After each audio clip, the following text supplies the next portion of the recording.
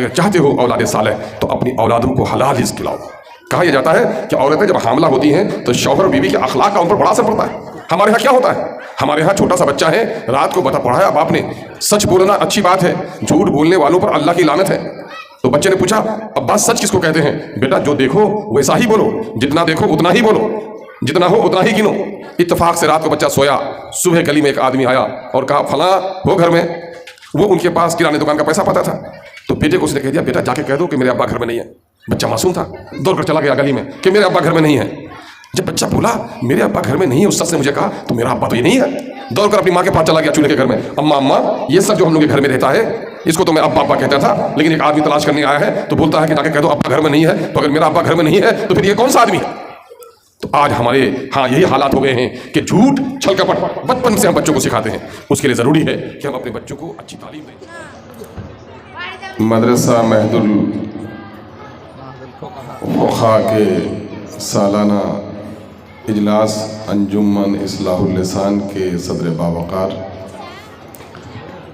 Dies پہ تشریف فرما ہم سبوں کے محسن عالم دین حضرت مولانا ڈاکٹر ابراہیم مدنی صاحب، اس مدرسے کے معلم اور ناظم جناب مولانا طارق صاحب، دیگر معزز ترین علماء کرام،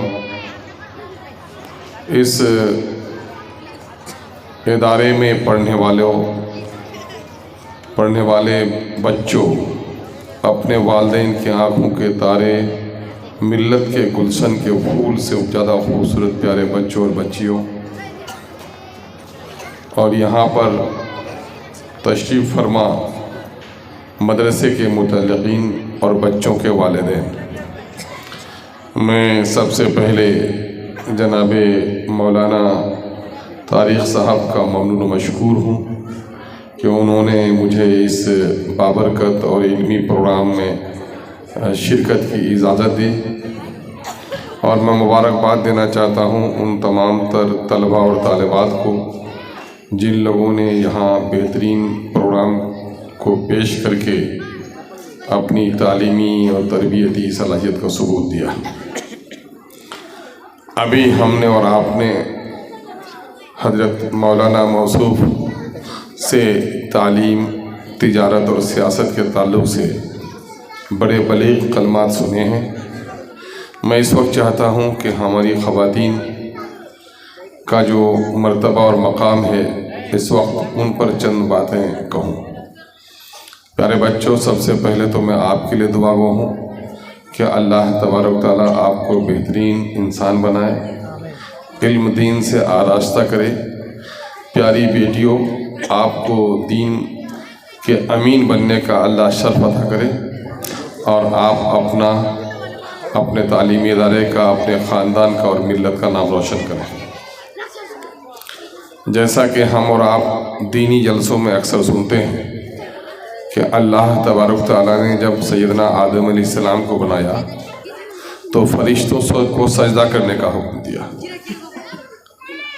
فرشتوں نے کہا کہ ہم پر پڑھتے کہاں ہیں اس کو، یہ مٹی سے، میں نور سے. تو اللہ تبارک تعالیٰ نے حضرت سیدنا آدم علیہ السلام کو علم دے کر فرشتوں پر بھی فضیلت بخش دی اور اس سے سجدہ کرایا. اور جیسا کہ حضرت مولانا موصوف نے قرآن کی پہلی وحی کے تعلق سے بتایا کہ قرآن میں نماز کا، روزے کا، حج کا ذکر نہیں آیا، سب سے پہلے اگر کسی چیز کا ذکر آیا تو اقرا کا ذکر آیا، پڑھ. چونکہ یہ وہ کلید ہے، یہ وہ ماسٹر کی ہے کہ جب آدمی پڑھے گا تو نماز بھی اچھی پڑھوائے گا، روزے کے تقاضوں کو بھی پورا کرے گا، زکوٰۃ کی ادائیگی بھی اس کو آئے گی، عقیدہ بھی درست ہوگا، اور پھر دنیا میں ایک باکمال زندگی گزارے گا. اور تعلیم اگر حاصل اس نے نہیں کی تو نمازیں ٹھیک ہوں گی، نہ روزے درست ہوں گے، نہ دوسرے مسائل ان کے حل ہوں گے. ٹھیک میں اس سے ہی وابستہ ایک بات کہتی ہوں بیٹیوں کہ دنیا میں مردوں کے شانہ بشانہ خواتین کا بڑا رول رہا ہے، اور عورتیں ہر جگہ باکمال انسانوں کی مددگار ثابت ہوئی. جب پہلی وحی کا نزول ہوا، حضرت جبرائیل امین غار حرا میں آپ صلی اللہ علیہ وسلم کے پاس اللہ کا پیغام لے کے آئے. آواز کم کر دو بابا. اللہ کا پیغام لے کر آئے تو آپ صلی اللہ علیہ وسلم نے کعبے میں پڑھا ہوا نہیں، جبرائیل امین نے آپ کو اپنے بازو میں دبوچ لیا. یہ واقعہ بار بار 3 بار ہوا. نبی رحمت صلی اللہ علیہ وسلم فرماتے ہیں کہ جبرائیل کے اپنے بازو میں لے کر دابنے کی کیفیت ایسی تھی کہ میری پسلیاں ایک دوسرے میں گویا پیوست ہوا چاہتی تھی. اور آپ صلی اللہ علیہ وسلم وہاں سے گھبراہٹ کے عالم میں جب گھر پہنچے تو آپ نے اپنی زوجہ محترمہ حضرت اماں خدیجہ رضی اللہ تعالیٰ عنہا سے کہا مجھے اوڑھا دو، مجھے اوڑھا دو. کپکپاہٹ تاڑی تھی آپ پر اور کچھ دیر سنبھل کر بیٹھے تو آپ نے اماں حضرت خدیجہ کو واقعہ سنایا کہ خدیجہ آج غار حرا میں میرے ساتھ ایسا ایسا ہوا. اس وقت دیکھو میری بیٹیوں، میری بہنوں، کہ اپنے شوہر نامدار کو جو حضرت خدیجہ رضی اللہ عنہ تسلی دی، کیا کہا؟ اے میرے شوہر نامدار، آپ صلی اللہ علیہ وسلم نے کہا کہ اے خدیجہ مجھے میرے جان کا ڈر ہے. تو حضرت خدیجہ نے کیا کہا ہے؟ اے میرے سرتاج، آپ تو مہمان نوازی کرتے ہیں، آپ ضرورت مند کی حاجت پوری کرتے ہیں، وہ جس کا بوجھ کوئی نہیں اٹھا سکتا اس کا آپ بوجھ اٹھاتے ہیں، آپ اپنے قرابت دار کے ساتھ اچھا سلوک کرتے ہیں، آپ کا خدا رسوا نہ کرے گا. ان الفاظوں سے ملتے جلتے الفاظ سے آپ کو تسلی دی. یعنی یہ اس بات کا بیان ثبوت ہے، کھلا ہوا ثبوت ہے کہ نبی مکرم صلی اللہ علیہ وسلم جیسی ہستی جس پر اللہ نے قرآن کو نازل فرمایا، اس کو بھی سہارا اگر کسی نے سب سے پہلے دیا تو عورت نے سہارا دیا. آج جو جس ملک میں ہم جی رہے ہیں، اس ملک کی جو تاریخ پڑھیں گے ہم اور آپ کہ اس ملک میں آج سے 1400 سال قبل یہاں پر دلتوں کو پڑھنے لکھنے پر پابندی تھی. اگر کوئی مذہبی کتاب پڑھتا ہوا پکڑا گیا تو اس کے آنکھ پھوڑ دیے جائیں گے، اگر سنتا ہوا پکڑا گیا تو اس کے کان میں شیشے پگھالے جائیں گے.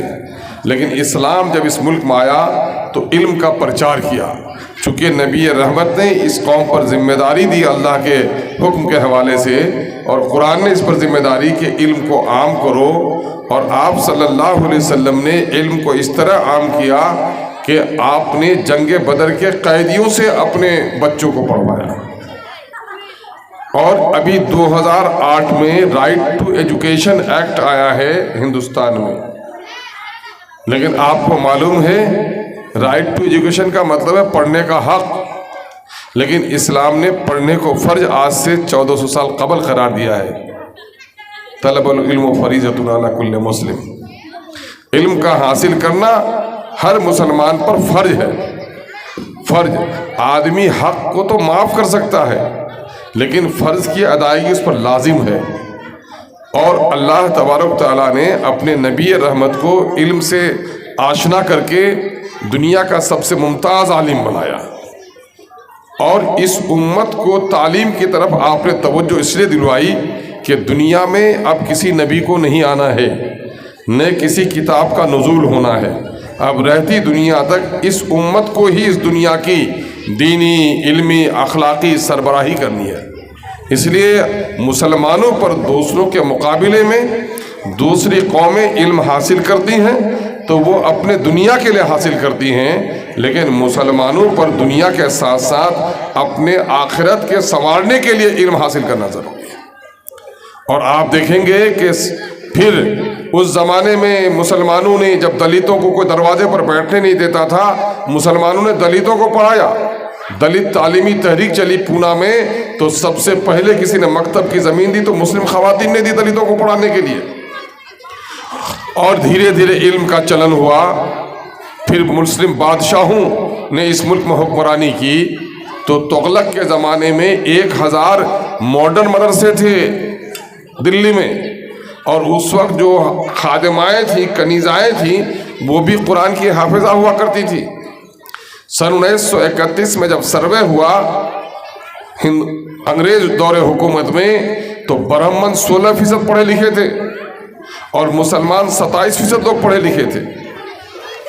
لیکن ہوا یہ کہ سلطنت انگریزوں کے پاس چلی گئی اور اس ملک میں جو مسلمانوں نے اپنی سلطنت قائم کی تھی صرف گھوڑے، ہاتھی اور ہتھیار کے ذریعے سے نہیں بلکہ پوری دنیا میں ناشا میں امریکہ کے جو سائنٹیفک سینٹر ہے وہاں پر ٹیپو سلطان کی تصویر لگی ہوئی ہے.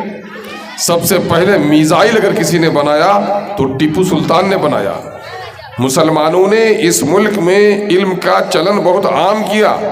آج دلت بھائیوں کو جو پڑھائی لکھائی دیکھ رہے ہیں اس میں مسلمانوں کا بڑا رول رہا ہے. برہمنوں سے زیادہ پڑھے لکھے لوگ تھے، لیکن جب غلامی کی زنجیریں کٹیں اور پھر ملک بٹا اور ملک آزاد ہوا تو مسلمانوں پر بڑے عجیب و غریب حالات آ گئے.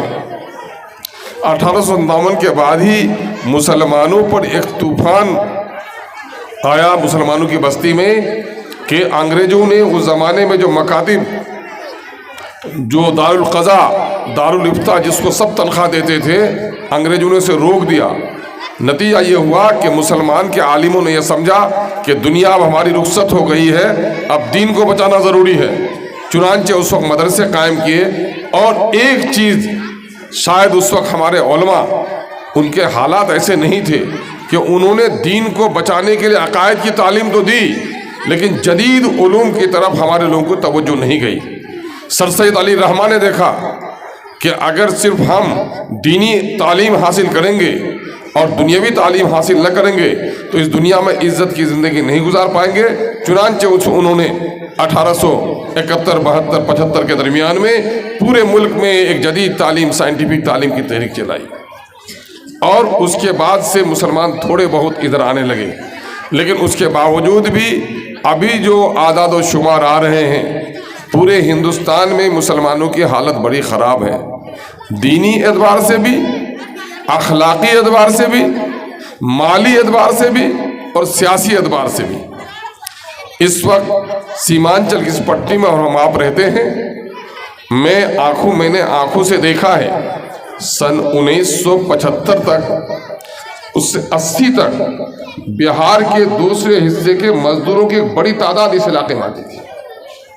وہ دھان کے روپنی کا کام ہو یا پٹوا کے کاٹنے کا کام ہو، وہ لوگ دوسری جگہوں سے آتے تھے، دربھنگا سے آتے تھے، چھپڑا سے آتے تھے. لیکن اب وہ بیچارے نہیں آتے. اس وقت کیا تھا، یہ علاقہ بہت امیر تھا، بہت امیر نہیں تھا لیکن ان کے مقابلے میں امیر تھا، تب مزدور آتے تھے. لیکن آج اس علاقے سے زیادہ مزدور کہیں باہر نہیں ہے. ابھی جو رپورٹ آئی ہے، ابھی آپ لوگوں کے ہاں ایک رپورٹ آئی تھی. وہ رپورٹ کون سی رپورٹ آئی؟ وہ رپورٹ آئی جاتی آدھارت گننا. اس سے پہلے آپ لوگوں نے سنا ہوگا جن گننا، لیکن ابھی آئی خبر جاتی آدھارت گننا. دونوں میں فرق ہے. جن گننا میں لوگ گنے جاتے ہیں مذہب کے اعتبار سے اور جاتی آدھارت گننا میں لوگ گنے گئے اپنے ذات اور برادری کے اعتبار سے. تو بہار کی آبادی اس وقت 13 کروڑ ہو گئی ہے اور 13 کروڑ لوگوں میں مسلمان 100 میں 18 ہو گئے ہیں. جو دلت ہیں وہ 100 میں 20 ہیں. مولانا محترم، بڑی ذمہ داری کے ساتھ میں کہتا ہوں، یہ کوئی سیاسی جلسہ نہیں ہے. بہار میں میرے سوا اس رپورٹ کو منظر عام پر لانے کی کسی نے کوشش نہیں کی. میں نے پریس کیا، تقریروں کے ذریعے سے، انٹرویوز کے ذریعے سے اس کو عام کیا ہے اور وہ ہماری غربت کی داستان رقم کرتا ہے. کیا ہے کہ بہار میں لوگوں کا جو پیسہ خرچ ہوا، 500 کروڑ روپیہ خرچ ہوا اس سروے میں، نقد، جس کو باضابطہ اسمبلی میں پارت کر کے دیا گیا. اور پھر آپ کے گاؤں کے کرمچاری سے لے کر ڈی ایم تک اور ڈی ایم سے لے کر سیکرٹری تک جتنے بھی لوگ لگے ہیں، ہر بہاری کا 200 سے 300 روپیہ لگا ہے خرچ اس سروے کے کرنے میں. اس سروے میں جو رپورٹ چھن کر آئی ہے وہ مسلمان 18% اس بہار میں ہے اور 14% زیادہ بھائی ہیں اور دوسری برادری جو ہیں وہ 3%، 4%، 5% ہیں. آپ کے اور ہمارے خون اور پسینے کی کمائی سے سرکار کے خزانے میں ٹیکس جمع ہوتا ہے. اسی پیسے سے سرکار پل بناتی ہے، سڑک بناتی ہے، اسکول بناتی ہے، بجلی لگاتی ہے، نوکریاں دیتی ہے. تو یہ وقت نہیں ہے کہ میں جو طویل بات کروں کہ اس میں 20,49,000 نوکریاں ہیں بہار میں، اور اس میں حصہ کس کا کتنا ہونا چاہیے یہ آنکھیں کھول دیں گی بیٹیاں تمہاری اور یہاں کے بزرگوں ہمارے، کہ اس 20,49,370 میں 13 کروڑ لوگوں کی جو حصے داری ہوتی ہے وہ ہوتی ہے 20% دلتوں کی 4,11,000. ان کو نوکری صرف 2,91,000 ملی. یہ جو آری مسر بھائی ہمارے ہیں ان کی 1,11,000 نوکری لوگوں نے کھا لی. اس پر آؤ جادو بھائیوں کی آبادی ہے 1,86,00,000 14%. نوکری میں ان کی حصہ داری ہوتی ہے 2,92,000 اور 2,90,000 نوکری اس نے حاصل کر لی، گویا برابر کر لیا. لیکن آؤ جو قومیں اس ملک میں حکومت کرتی ہیں وہ کیا ہے، 47 لاکھ آبادی ہے برہمن بھائی کی، اور نوکری میں حصہ داری ان کی ہوتی ہے 74,000. اس نے نوکری لے لی 1,72,000. میرے بھومیہار بھائیوں کی آبادی ہوتی ہے 37 لاکھ، نوکری میں حصہ داری 58,000، لیکن اس نے لے لی نوکری 1,87,000. میرے کائس بھائیوں کی آبادی 7 لاکھ، نوکری میں حصہ داری 12,000، انہوں نے لے لی 54,000، 4 گنا زیادہ.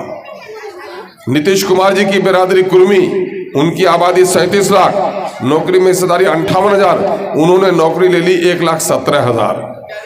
اب 2,31,00,000 مسلمانوں کا حال پوچھو کیا ہونا چاہیے ان کو.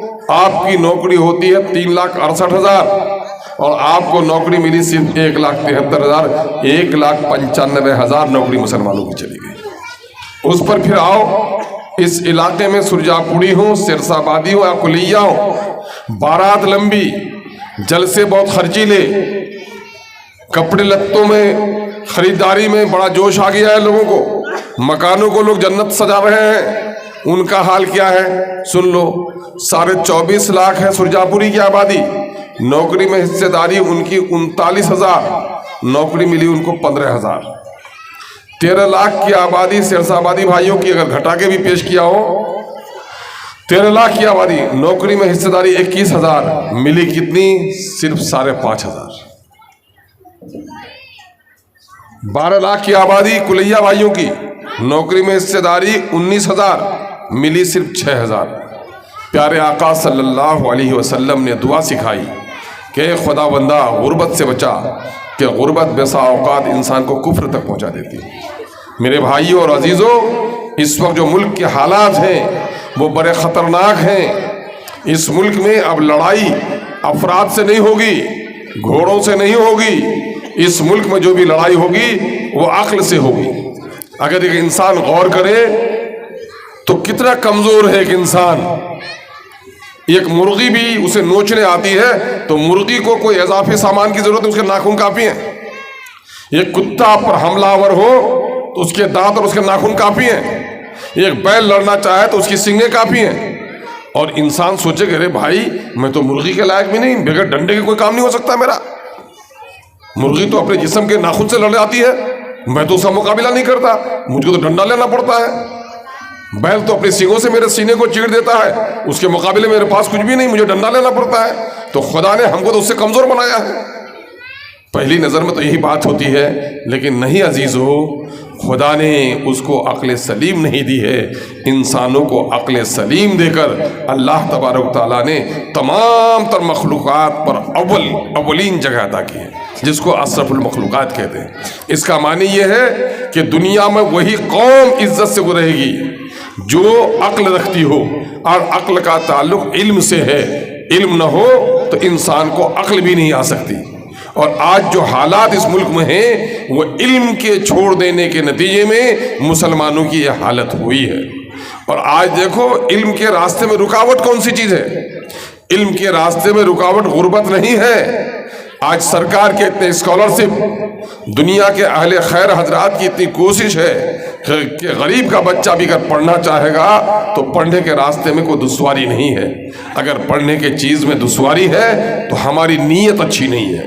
چھوٹے بچوں سے ہم مزدوری کر کے اپنے گھر کو بنانے کا خواب دیکھتے ہیں، اور جس کے نتیجے میں ہماری غربت ہم سے نہیں نکلتی. میری بیٹی اور بہنوں، حال ہی نے کہا تھا، ماؤں بہنوں بیٹیوں دنیا کی عزت تم سے ہے، ملکوں کی بستی ہو تم ہی، دنیا کی عزت تم سے ہے۔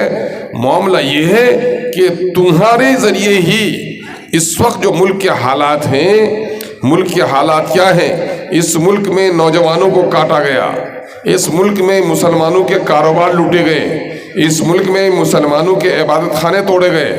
اب تو آپ کے اور ہماری شریعت پر بھی ڈاکہ ڈالا جا رہا ہے۔ آپ کو معلوم ہے چند دنوں قبل اتراکھنڈ میں UCC یونیفارم سول کوڈ لاگو ہو گیا۔ یونیفارم سول کوڈ لاگو ہو جانے کا مطلب کیا ہوا؟ بیٹے کو جتنا حق ملے گا آپ کی زمین کا، بیٹیوں کو بھی برابر کر دیا گیا۔ اب اگر کسی کی بیوی بیمار ہو گئی تو وہ دوسری شادی نہیں کر سکتا۔ اگر اس نے پوس پالک بیٹا لیا ہے تو اس کو اپنے سلبی اولاد کی طرح سے اس کو جائیداد میں حق مل جائے گا۔ یعنی اہل ہنود کے جو طور طریقے ہیں وہ مسلمانوں پر تھوپنے کی، گویا آپ سے آپ کے دین کو چھیننے کی کوشش کی جا رہی ہے۔ ایسے وقت میں کیا کریں گے؟ ایسے وقت میں جو ملک کے حالات ہیں اور اس وقت جو روزگار کے مواقع ہیں اس علاقے میں، آنے والے 50 سالوں میں میری نظریں دیکھ رہی ہیں کہ جس اعتبار سے صنعتی انقلاب آیا ہے، پہلے سرسا آبادی بھائی بھی باہر نہیں جاتے، ان کو گمان تھا کہ ہم کھیتی کر کے اچھے بن جائیں گے، لیکن جب اس نے دیکھا کہ کھیتی کر کے حالت نہیں سدھرتی، دلی جو گیا ہے بغیر زمین کے گیا تو مکان بنا لیا ہے، اور ہم زمین جوتتے ہیں، ماں بیمار پڑتی ہے تو دوا بھی نہیں دے پاتے ہیں، انہوں نے بھی کھیتی چھوڑ کر شہر کا رخ اختیار کر لیا ہے۔ جو صنعتی اور تکنیکی انقلاب آیا ہے ابھی ملک میں، اس میں یہ ہوگا کہ آنے والے 50 سالوں میں ہماری نوکریاں ہم کو نہیں ملنے جا رہی ہیں۔ پردیس جانا ہوگا، 15 دن کی دلہن ہے، مہندی کے رنگ پھیکے نہیں ہوئے، دولہا پردیس جا رہا ہے، مجبوری ہے، قرض ہے۔ ماں نے بیٹے کو جنم دیا تو ماں خوش تھی، بیٹی کئی تھی اتنی خوشی نہیں تھی، بیٹے کی جنم پر ماں بہت خوش تھی کہ بیٹا میرا سہارا پیدا ہوا، میرے لاش میں تو کندھا لگائے گا۔ لیکن میرے بھائیو، ہماری غربت نے ہم کو اتنا مجبور کیا ہے کہ ماں بستی میں مرتی ہے اور دلی میں اور پنجاب کے کھیتوں میں، ہریانہ کے کیچڑ میں بیٹا روتا ہے اور پڑوسی اس کو دفناتا ہے۔ چھوٹے چھوٹے معصوم بچے جن کی عمریں ماں کے گود میں سونے کی ہیں، ان معصوم بچوں کو دلی اور پنجاب کے ہوٹلوں میں پوچھا مارتے ہوئے اگر آپ دیکھیں گے تو 10 بچے میں 8 بچے آپ کو سیمانچل کے ہوں گے۔ کوئی مہینہ ایسا ہے جو دلی سے، پنجاب سے، کلکتہ سے، مدراس سے لاشیں نہیں آتی؟ کوئی مکان بناتے ہوئے گرتا ہے، کوئی بجلی میں جلتا ہے، کوئی سڑک پر ٹکرا کر مرتا ہے۔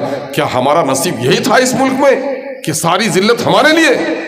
اس علاقے کو اگر غور سے دیکھو تو جاؤ، جو نوجوانوں جب دلی جاتے ہو، پٹنہ جاتے ہو، دیکھتے ہو کتوں کے سنگار کے دکان کھلے ہوئے ہیں، کتوں کے لیے باضابطہ پارلر ہے جہاں اس کا بال ٹھیک کیا جاتا ہے، کتوں کے لیے ہاسپٹل ہے۔ اور ہماری غربت اس قدر ہے کہ ہماری مائیں سسک کر مرتی ہیں، ان کو دوا نہیں مل پاتی۔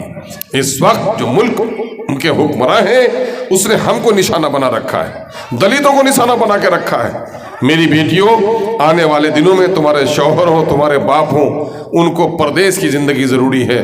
اب ہمارے نونہالوں کو سنبھالے گا کون؟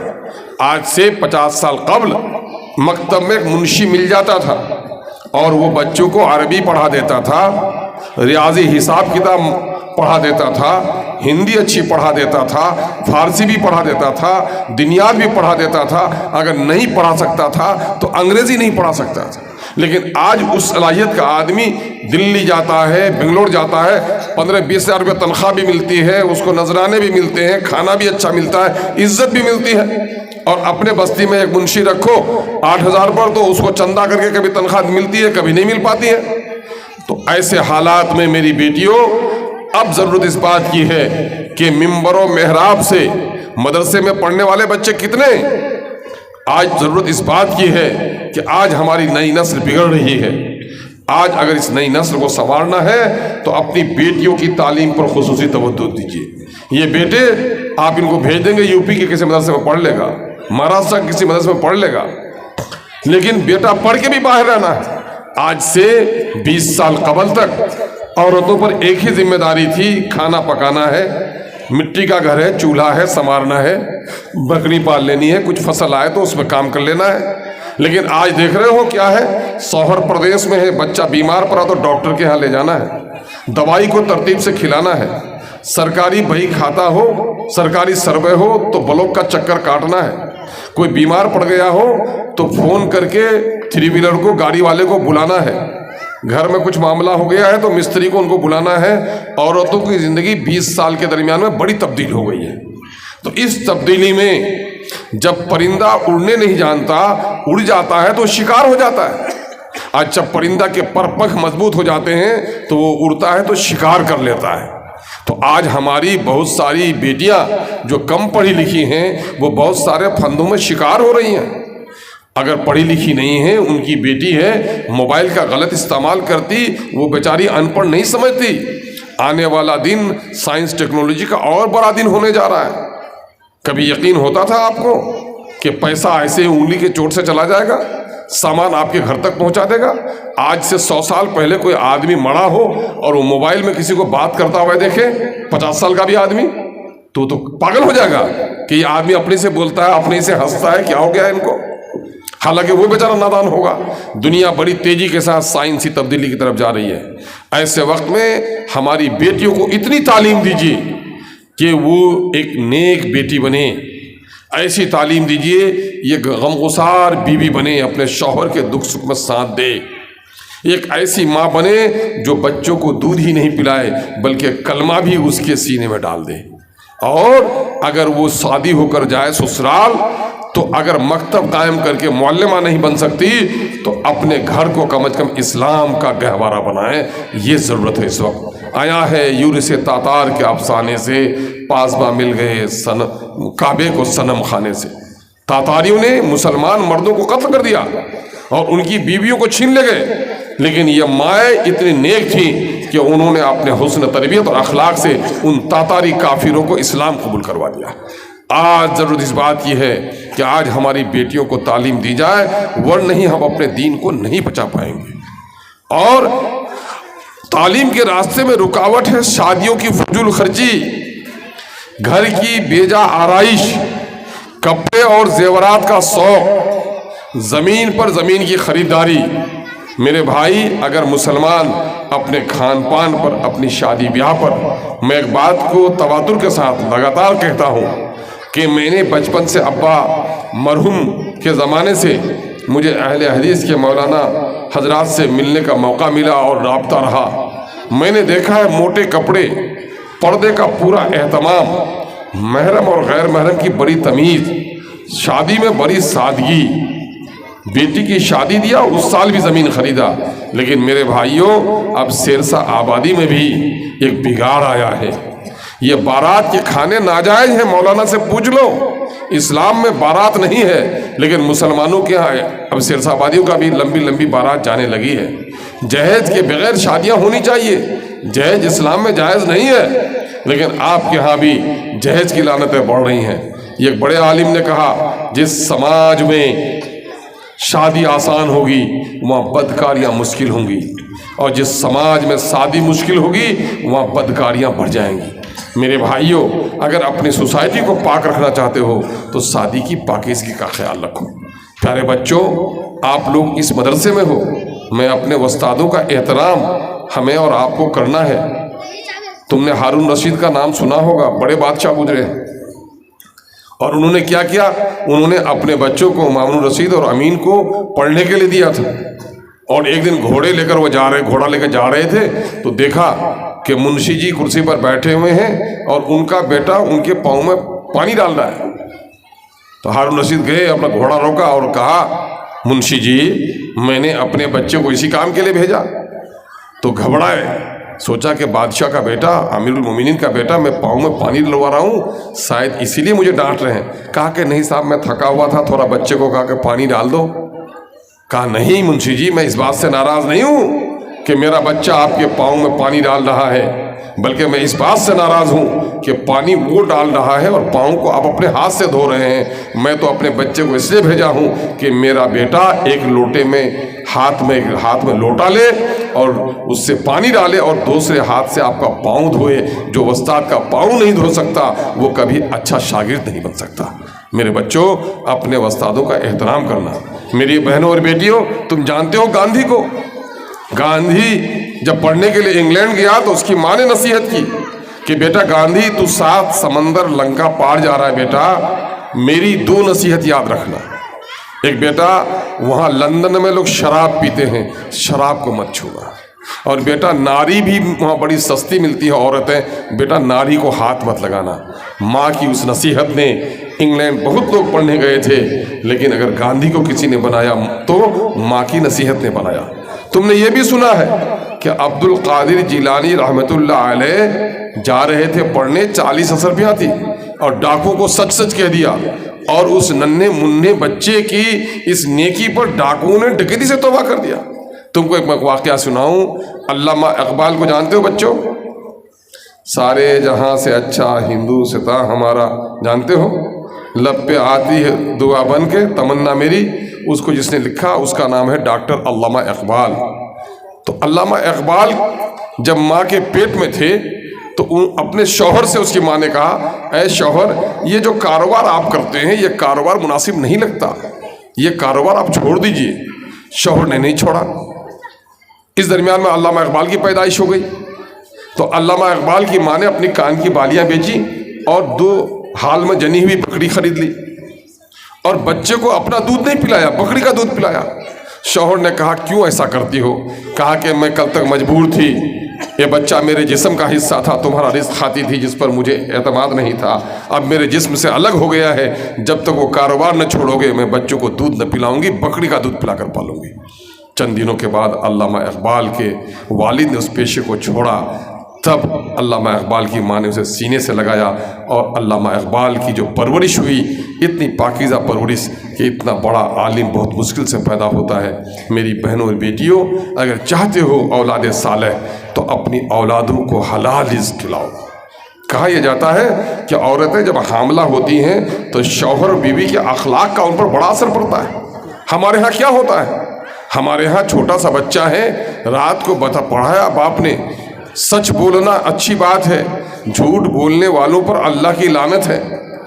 تو بچے نے پوچھا ابا سچ کس کو کہتے ہیں؟ بیٹا جو دیکھو ویسا ہی بولو، جتنا دیکھو اتنا ہی بولو، جتنا ہو اتنا ہی گنو۔ اتفاق سے رات کو بچہ سویا، صبح گلی میں ایک آدمی آیا اور کہا فلاں ہو گھر میں؟ وہ ان کے پاس کرانے دکان کا پیسہ پاتا تھا، تو بیٹے کو اس نے کہہ دیا بیٹا جا کے کہہ دو کہ میرے ابا گھر میں نہیں ہے۔ بچہ معصوم تھا، دوڑ کر چلا گیا گلی میں کہ میرے ابا گھر میں نہیں ہے۔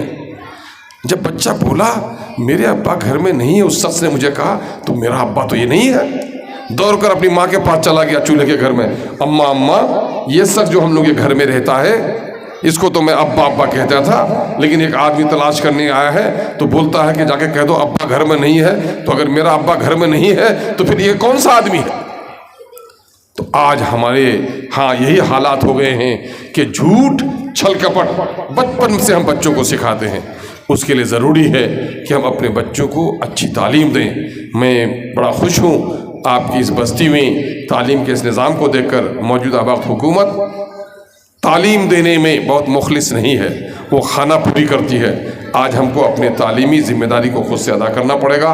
اس کے لیے روٹی کے ٹکڑے کاٹو، اگر زیور نہیں ہے تو مت پہنو، کپڑے قیمتی نہیں ہے تو مت پہنو، لیکن اپنے بچوں کی تعلیم کے بارے میں سمجھوتا مت کرو۔ یہ بچے جنت کے پھول ہیں، یہ اگر یہ بگڑ گئے تو میری بہنوں اور بیٹیوں، میرے بزرگوں، یہ دوزخ کے کانٹے بھی ہو سکتے ہیں۔ یہ اللہ کی بڑی امانت ہے، ان کو سنوارنا اس وقت ملت کی ضرورت ہے، اور ہندوستان میں اس وقت ملت پر جو آفت آ رہی ہے اس کا مقابلہ آپ تلوار سے نہیں کر سکتے، اس کا مقابلہ اپنے محلوں کی اونچائی سے نہیں کر سکتے۔ آج اس ملک میں آفیسر بننا ضروری ہے، اس ملک میں ڈاکٹر بننا ضروری ہے، اس ملک میں انجینئر بننا ضروری ہے، حد تو یہ ہے کہ چپڑاسی بھی بننا ضروری ہے، چونکہ اس وقت سارا کام جو حکومتوں کا ہو رہا ہے، آج سے 20 سال پہلے کوئی ماسٹر صاحب سیاست کے بارے میں نہیں بولتا۔ آفیسوں میں کہیے گا کس پارٹی کو ووٹ دیں گے، بولیے مت بولیے بھائی ہم لوگ سرکاری نوکر ہیں، لیکن آج ہر ایک آدمی اتنا پولیٹیکل ہو گیا ہے کہ وہ کسی چیز کی لاج نہیں رکھتا۔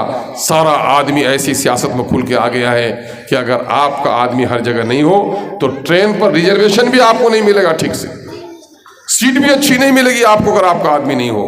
تو اس ملک میں اگر جینا ہے عزت اور آبرو کے ساتھ تو تعلیم کے زیور سے اپنے بچوں کو آراستہ کیجیے۔